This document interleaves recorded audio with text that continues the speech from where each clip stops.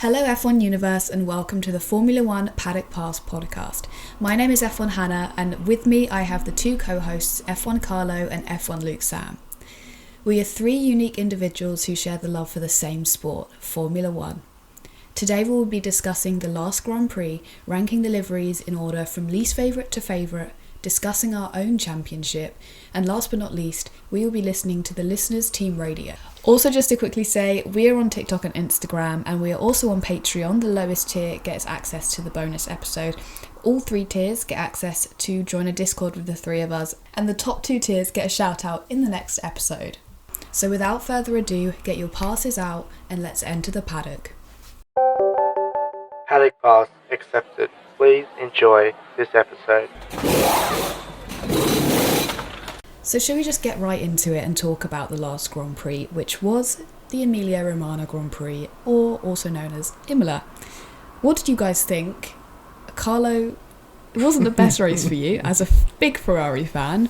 Let's just chat. Go for it. So Australia, we had domination. Imola, we had depression.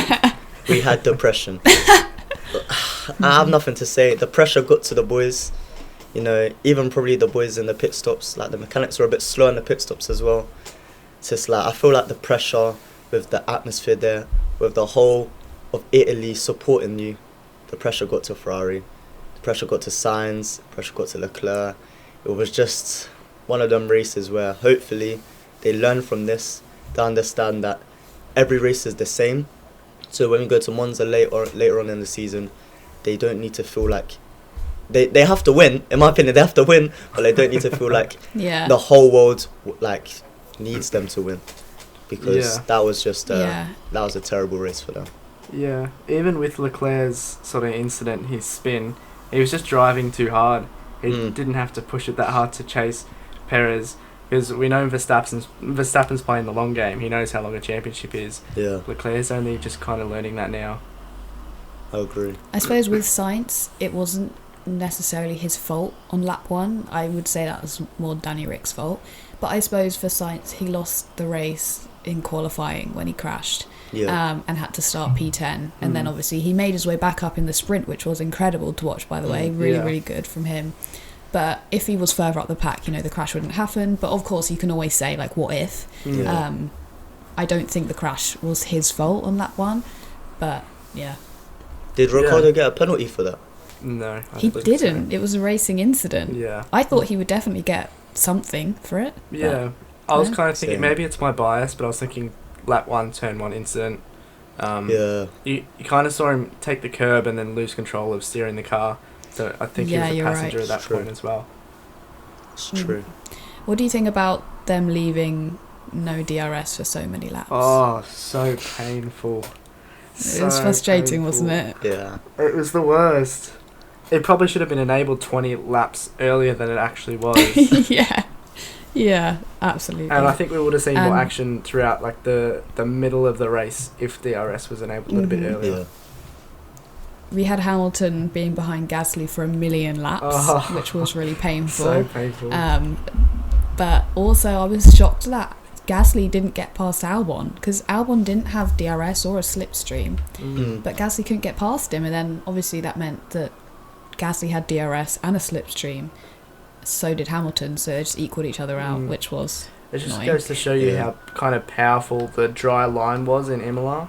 Albon wasn't really fighting for, he was fighting to stay in front, but he was more fighting for the dry line. Yeah. He would take the long way around as long as it's dry. Because I think that was the reason why DRS didn't get enabled, because there was only one dry line, and especially after what happened last year in Imola, where Russell and Bottas crashed under the DRS with one driver going out to the wet patch. I feel like they didn't want to see another big crash like that. That's why they waited for the track to really dry up a bit. Yeah, I feel like it's a bit of an unpopular opinion that the FIA just have to do. Yeah, it was reasonable, because some people say as soon as a driver puts on slick tyres, or the majority of the field put on slick tyres, DRS should be enabled. However, with the corner and the straight that Imola is, that's not, as I said last week, it's not just a straight line, it bends to the left. It's risky having two drivers going side by side, having to turn. One driver, all it takes is for him to get onto a wet patch, and then boom, it's like a massive crash. I mean, we saw that last year with Yeah. Bottas and George, didn't we? Yeah. They definitely had that in mind. Yeah, 100%. Mm. I mean, on the other side of the garage, we saw the first Red Bull 1-2 since Malaysia 2016 with It's crazy. with Sir Daniel Ricciardo and Max Verstappen.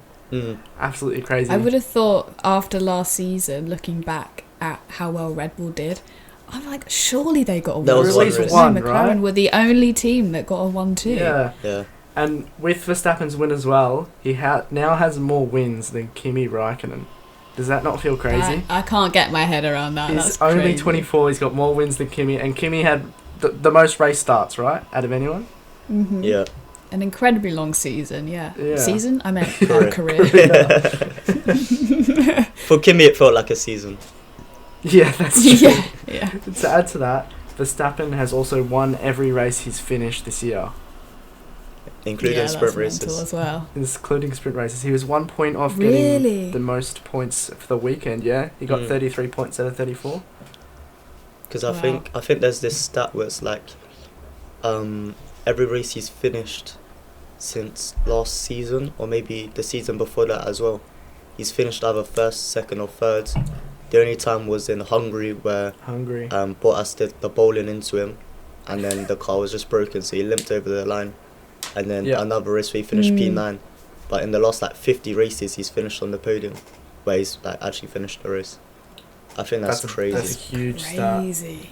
Well, it was all Red Bull this weekend, wasn't it? I mean, Yeah. it was a Red Bull Grand Slam, it was a weekend of first this race week.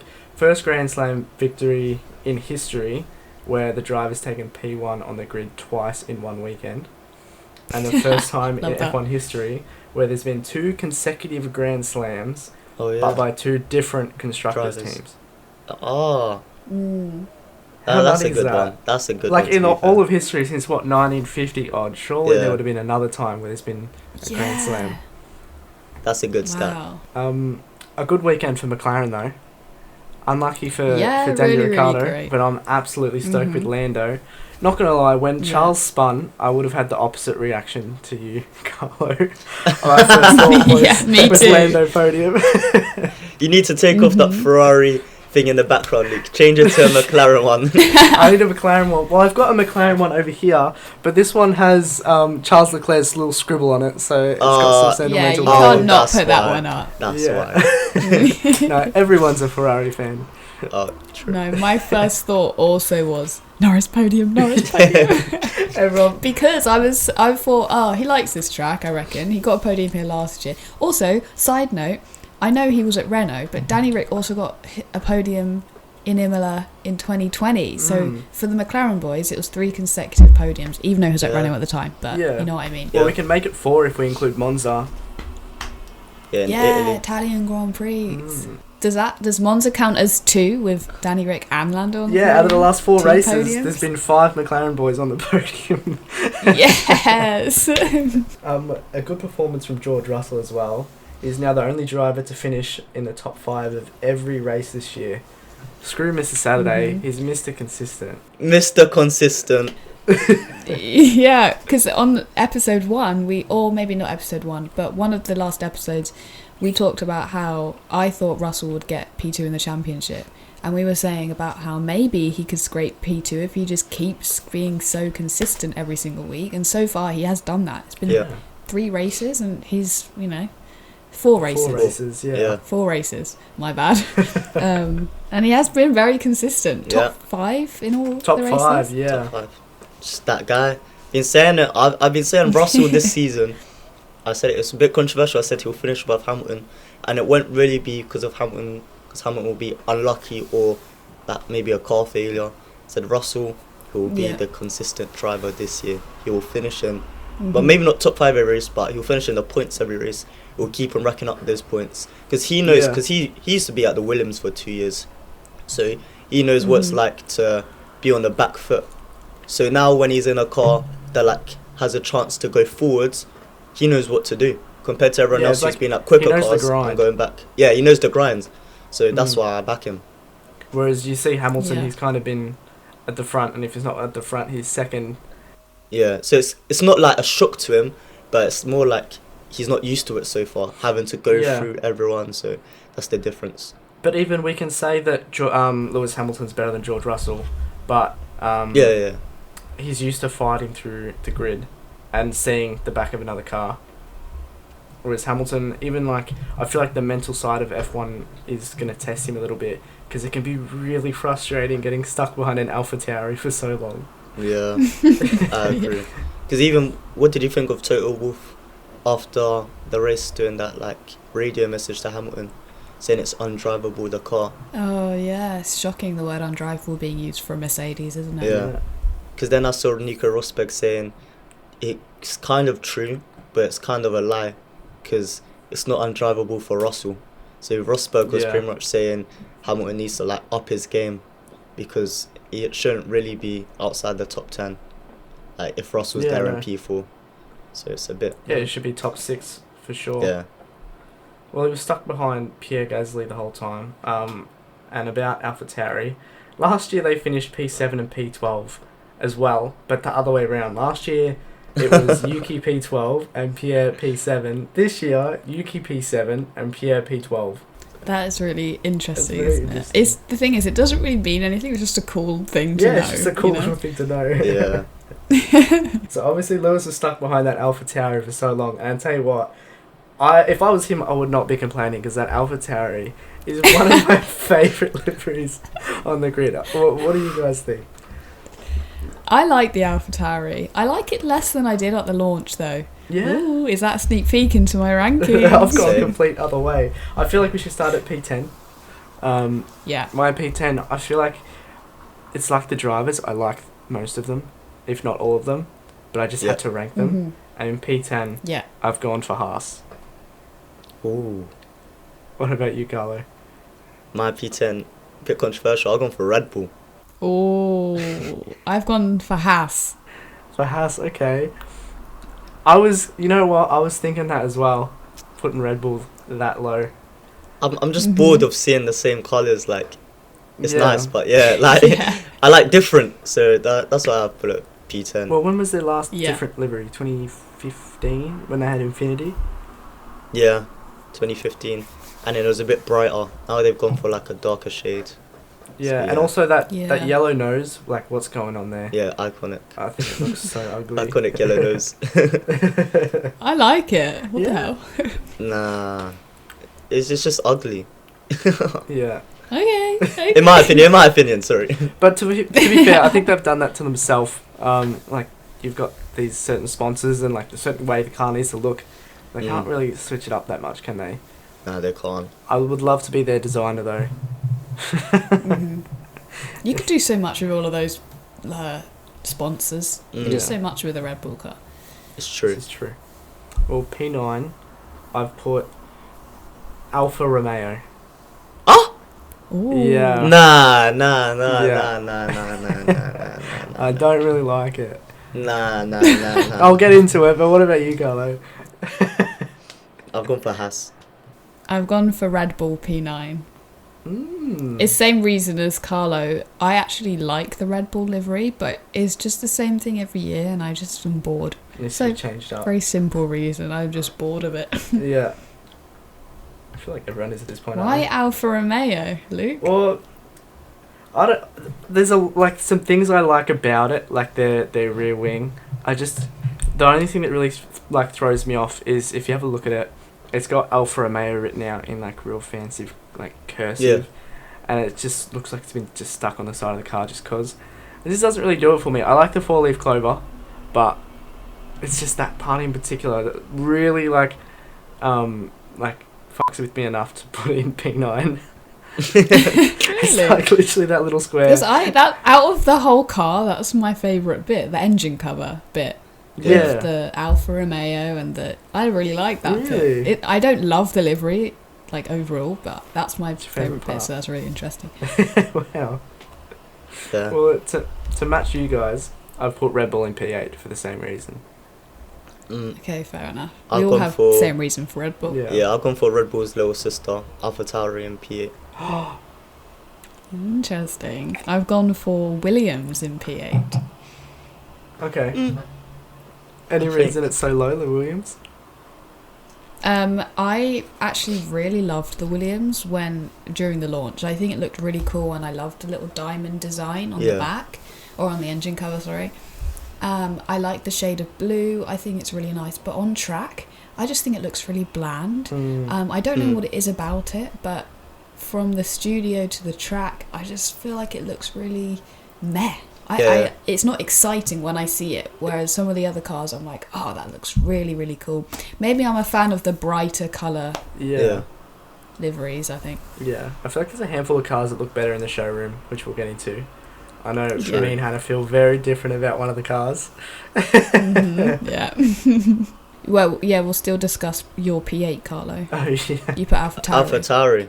Oh, it's alright, but it's one of them ones where I just prefer the ones in front of it, and like, I preferred last year's reverse colours where it's like majority blue, and then with white, because I think this year they got majority white and then blue, or it might be the other way around. But I prefer last year's AlphaTauri than this year's AlphaTauri. So yeah, I'll just call it bottom of the midfield. Okay, no, that's fair enough. We'll move on to P7. I've put Williams. Okay. I've gone for Williams. I've gone for Williams as well. I've gone for Alfa Romeo. What? Are you in love with the Alfa Romeo? I love the Alfa. Like, I won't give it away, but like, I went high. So Alpha is his P1, I bet. We're like P8 and P7. So me and Carlo both had Williams. It's kind of for the same reason as Hannah. I don't know about. Yeah. Like, it's just gone down. When I first saw it, I thought this is, for me, like up there top 4, but it's just gone down for me now. Yeah, seeing it on track. I like the red strip it's got. Not gonna lie. Yeah. But I like that. To me, it's another car that looks better in the showroom than it does on track. 100%. I think there's 3 cars for me that do that, and that's one of them. Yeah. So we'll tick that off as we get to it. But P6, the papaya orange isn't gonna like this. I've put McLaren in P6. No. And this is after incorporating the Android logo and the Google Chrome wheel covers. Fair. I kind of understand that though, to be honest, because I feel like the McLaren livery is a bit of a Marmite livery. You either love it or you hate it. Yeah, it's true. So, or not to say that you hate the thing, but you know. Well, what's your my P6? P6? My P6. I've gone for the car that has 2 liveries this season. Is the Alpine. P6. Interesting. Yes. Hannah? My P6 is the AlphaTauri. Okay, fair. With the Alpine, what do you think is better? When it was all pink, or now when it's back in the blue and pink, no question. Yeah, 100%. No The question. blue pink. When it was all pink, I had it low, but blue pink. Really? Blue pink is nice. I like it. Yeah, it's like like it I call it a candy wrapper.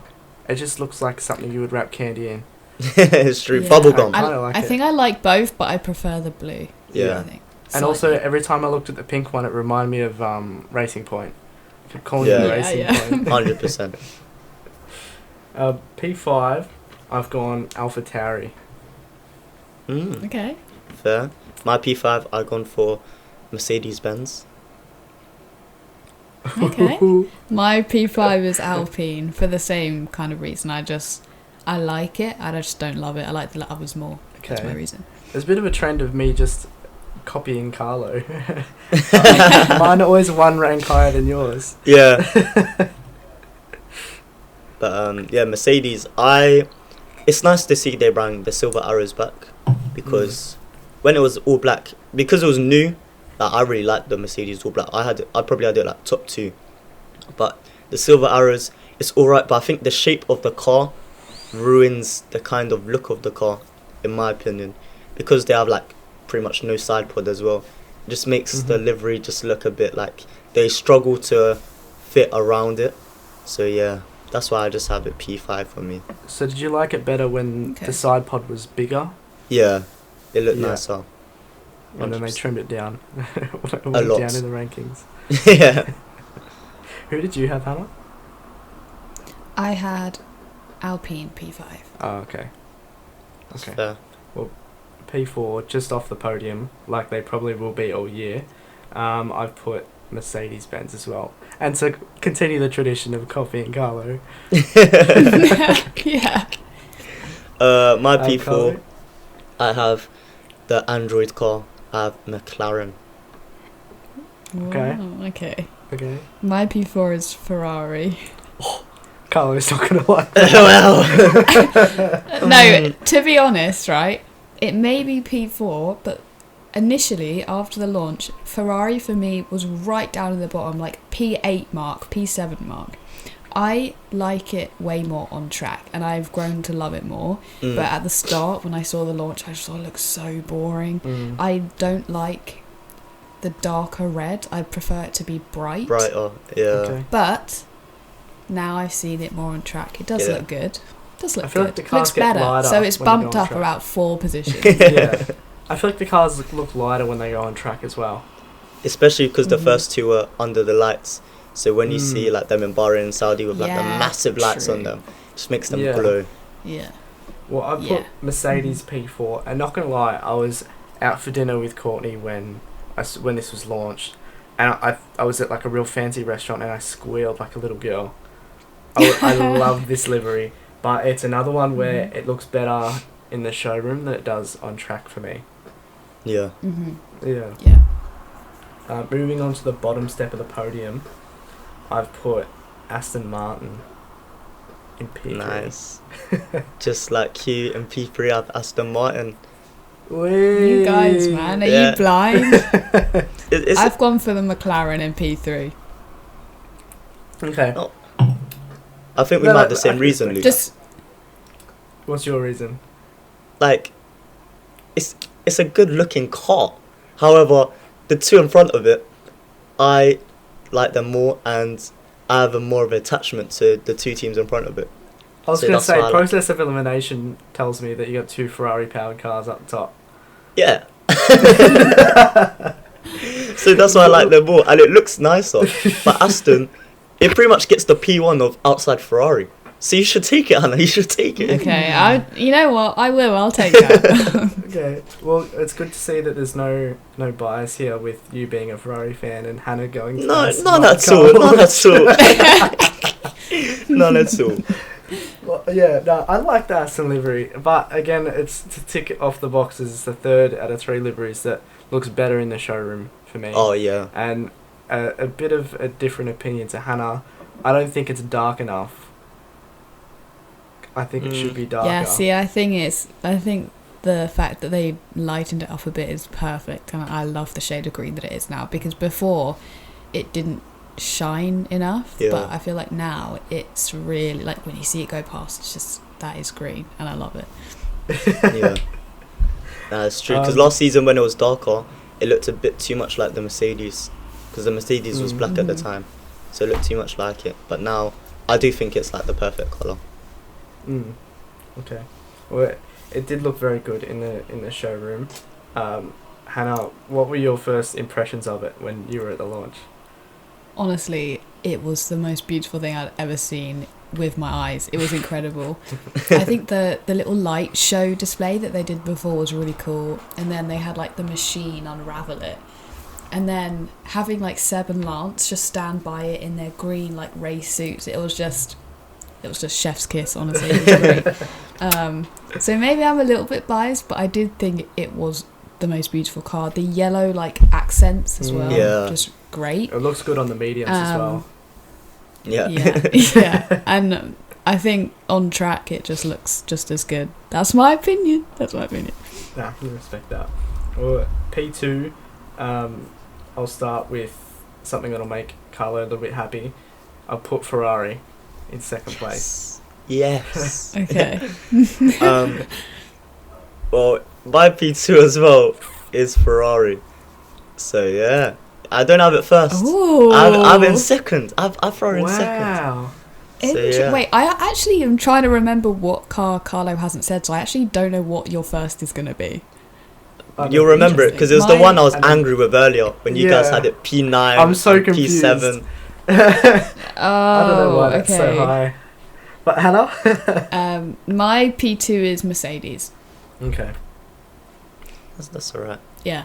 I think it definitely looked better in the pictures, but I still think it looks really, really good. And honestly, before the launch happened, I was really hoping they stuck with the black livery because I loved it. Yeah. But actually, when they did launch the new car, I think it looked really good, and I'm glad they changed to the silver. Yeah.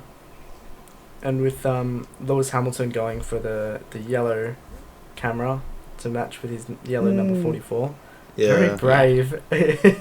It's I don't true, think many drivers would change that to look like the second driver just to match their number. Yeah, and helmet. Yeah, true. And helmet, yeah. Mm-hmm. Respect though, respect. Now P1, should we play a memory game? Who haven't I said so far? Who haven't you said?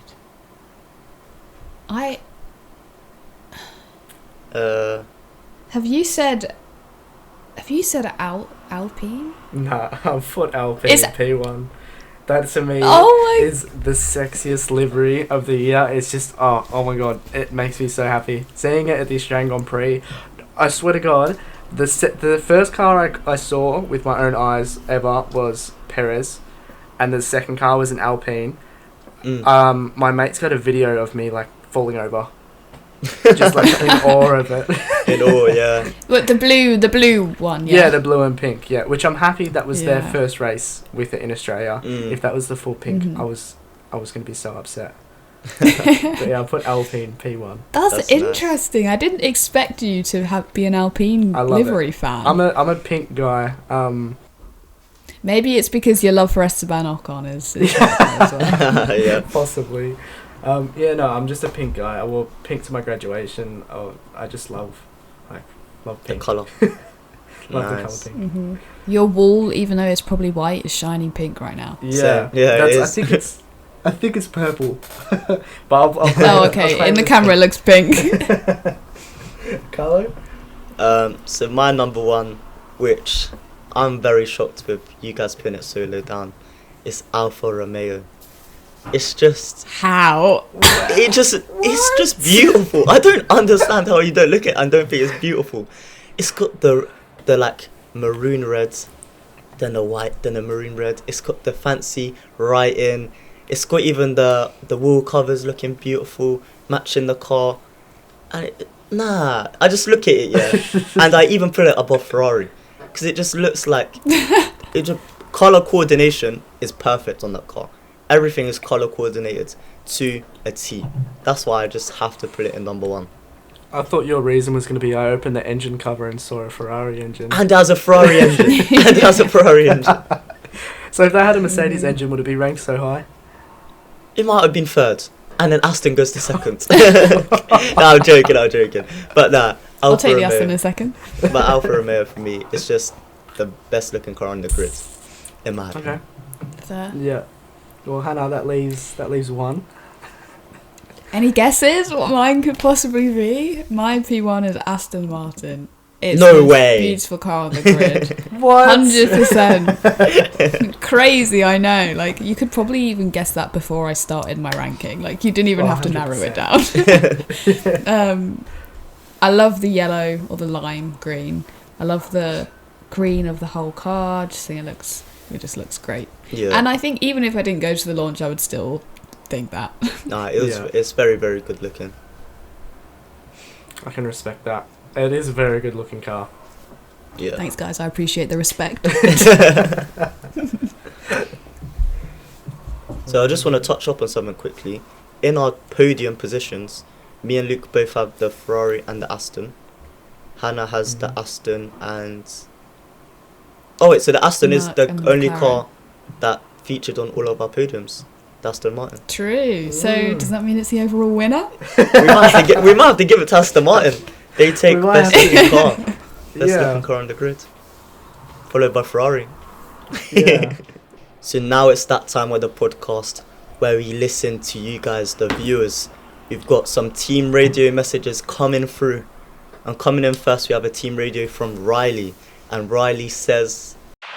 Hey guys, Riley here. My question is, if you could drive any F1 car of all time around any track, what car and track would it be? Cheers. For me, I feel like I should take this away. it's kind of an obvious one. It's going to be a Ferrari, and it's going to be the F2004 Ferrari, the one where Michael Schumacher dominated. It is just arguably, with one of the 1980s McLaren, probably the most iconic Formula 1 car. It's got their engine screaming, the Marlboro sign, the livery was to perfection, colour coordination on point. So I just loved it, man. And I think I would drive it around Monza, because it's a high-speed circuit. So I get P1, I get the Tifosi on the racetrack below me, just going crazy. I might even dive off the top, let them catch me. Is that the one that Mick Schumacher drove as well, or was that the? Yeah, it was. Yeah, you drove it. Yeah, it's just, I love it, man. Some good company. That would be my answer. Yeah. Okay. Well, so Luke, what would yours be? I don't really know much about cars, especially from back in the day. I don't know what it's called, but the McLaren Vodafone livery car would be cool. I don't know how quick it was. No, but just to feel like a boss, the car is just so dope. But my actual answer would probably be Lewis's W11, just because of how quick it was. Just go around Monza. rocket ship. Literally, just to ruin my neck a little bit. Yeah, the G-forces, you would just be like, I'll neck all the way back swole. like that. What about you, Hannah? Good. Mine would. It's interesting you say that, Luke, because mine would be the Vodafone McLaren from 2012. Literally, I don't even need to say my reason. I just think it would be really cool. Yeah. And you just feel so good driving that car. Like, just look at me. Yeah. Absolutely. Yeah. We've got a team radio coming in from Jaden, and Jaden says, if you were to have any driver from any period of time over for dinner, who would it be and what would you cook them? Ooh. I like that question. Well done, Jaden. Yeah. I'll kick it off. I'll give you some time to think. I've broken the rules and gone for two non-drivers because I couldn't think of a driver. Okay. The first one, on a Monday night, I would have Gunter Steiner over, and I'd cook him just a mean steak, maybe like a sausage and bread or something. You could pick any driver in history and you choose Gunter Steiner. I love it. I reckon he'd be so funny. And I've gone for another non-driver just because I admire this guy so much. I've gone for Crofty. I think me and Crofty would be great. We'd just have like some 4 and 20 pies and some hot chips. Just something simple. Kind of stuck, but for some reason I'm thinking of saying Kimi Räikkönen. And then get a load of alcohol there, so I know he's actually, because when Kimi's a bit drunk, he turns into a legend. Yeah.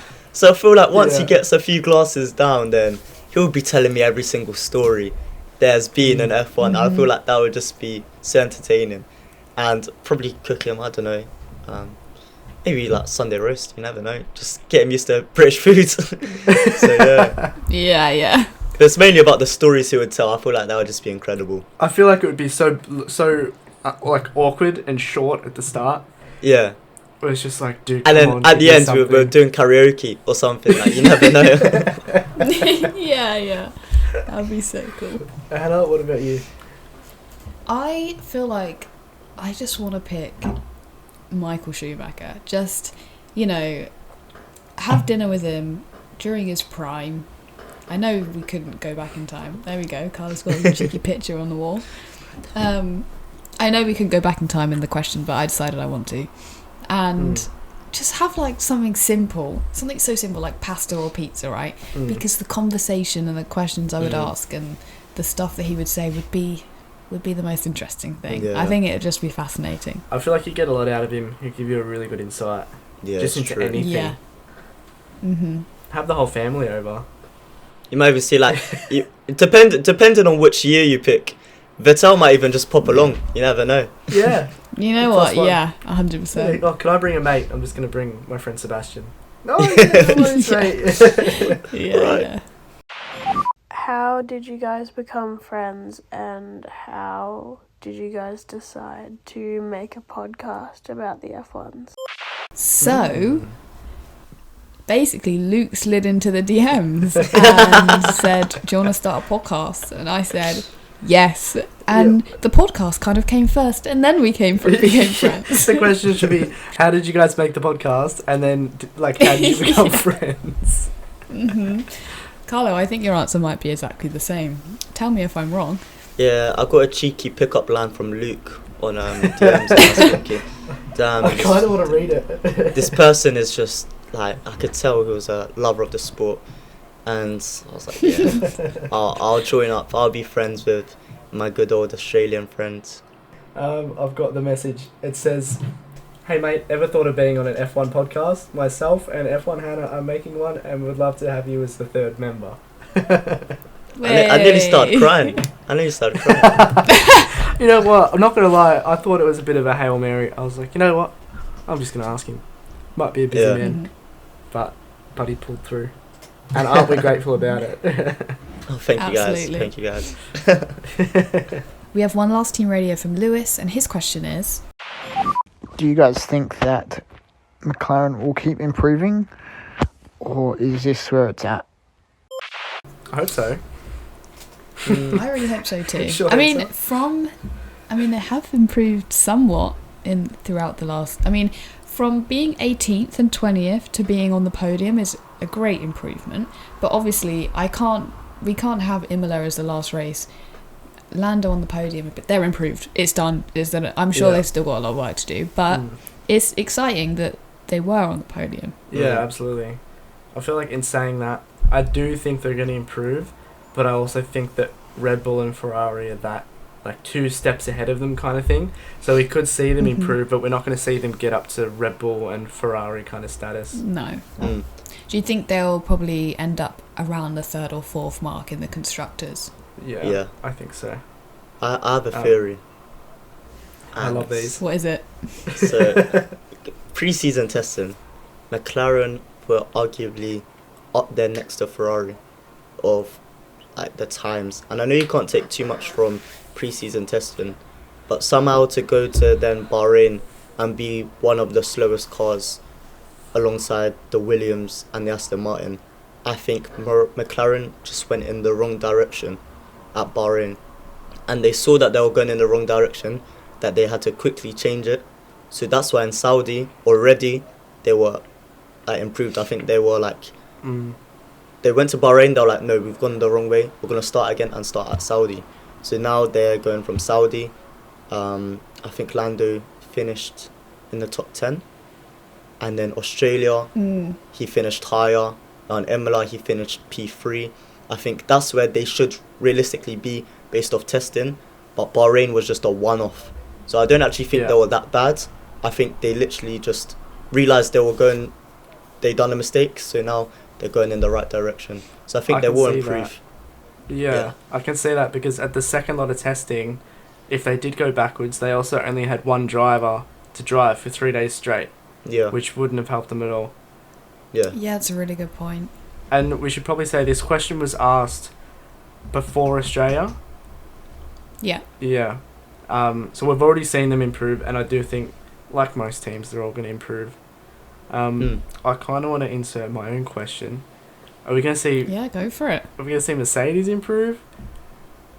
Yeah. Oh, it's interesting because Mercedes have been around the same mark for each of the races. I mean, obviously, last race Lewis was way down the grid, but if we take George, he has been consistent in every single one of his results for Mercedes, each of the races. Lewis, apart from last week, has been there or thereabouts. So I don't think we've seen too much improvement yet, but who knows what can happen. Yeah. I feel like for a team that doesn't make mistakes, they can't really find a solution for I think it will take time. It can't be what's going on with Mercedes with their porpoising and having to run a higher floor. It's not an instant they know what to fix. It will take longer into the season, maybe the midway point where they'll find the car, and come to the end of the season, I do believe they'll be fighting for pole positions. I'm saying it now. They will be there with Ferrari and Red Bull. guarantee. Hopefully, Really? because Russell's complaining of back and neck problems because of the porpoising, and Lewis is saying their car's literally undrivable. Mm. There's they'll fix it, but it won't be instant. It's not an instant fix. So, in terms of Yeah, the of course. championship battle, I kind of give them 2 more rounds, and if they're not up there in the next 2 weeks, not going to say they're not going to improve, but to say that they're kind of bowing out of the championship. yeah, they are. Yeah. If you're 6 races into a 23 race calendar and you haven't really improved, they're I just think going that's to fair be to way say. too far behind the 8 ball. Yeah, it's true. But hopefully next year. I'd love to see Yeah. I hope Lewis sticks around for another year. Yeah. I desperately want him to get an 8th, but who knows? I did read something that said Lewis said he's going to stick around at Mercedes. But Okay, I hope so. then again, we've heard this with a lot of people, and especially I'm going to bring AFL into this. There's a lot of players that say, I'm so grateful for this team for giving me such Mhm. a good platform, and then trade themselves the next year. So you never really know. Yeah. He's not going to No, go it's to Mercedes and say, sorry, next year I'm leaving after race 3. So that's the end of the team radios for today. And we'd like to just say thank you once again, guys, for all the support on TikTok, on Spotify, and even our YouTube channel. So please like and subscribe to our YouTube video. It will really help. Follow us on TikTok, on Instagram, and keep on shouting us out everywhere, because we love the support from everyone. So once again, thank you guys for listening to today's episode. And from F1 Carlo, I'd just like to say goodbye. Bye. Bye.